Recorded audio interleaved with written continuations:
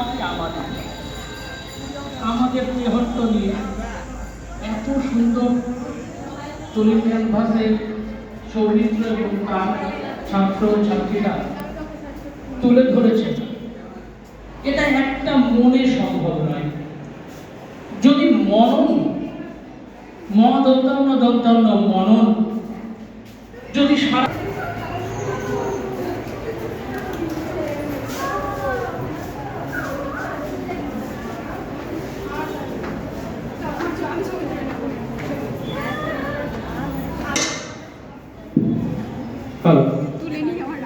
সৌমিত্র যে গৌরব গাথা রচনা করবে বলে যে দায়ভার তার নিজের কাঁধে তুলে নিয়েছে, এটা যেন গ্রহণ করে চলে এবং ইতিহাসে স্থান পায়।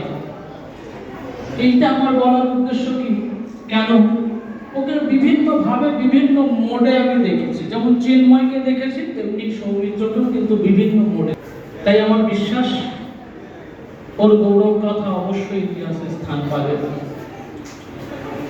তো এখানে উপস্থিত হয়ে আমার মনে হলো যেন আমি একটা কবিতা পাঠ করে শোনালে আমার জন্য এটা একটু সম্পূর্ণ হবে বলে মনে হয়। যদিও খুব ভালো আবৃত্তির আমি নই, একটু চেষ্টা করব খুব প্রাসঙ্গিক একটা কবিতা, সব কিছুর সঙ্গে যায় বা মানিয়ে নেওয়া যায় সেরকম একটা কবিতা। দেবেশ ঠাকুর লেখা ভারতবর্ষ।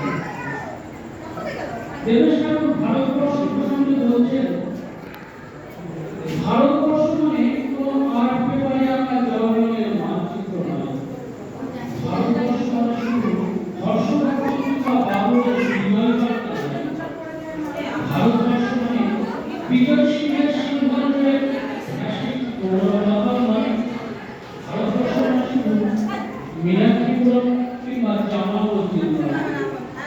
ভারতবর্ষ মানে নেহরুদের বংশাবৃত্তি কিংবা জিন্নাহ সাহেবের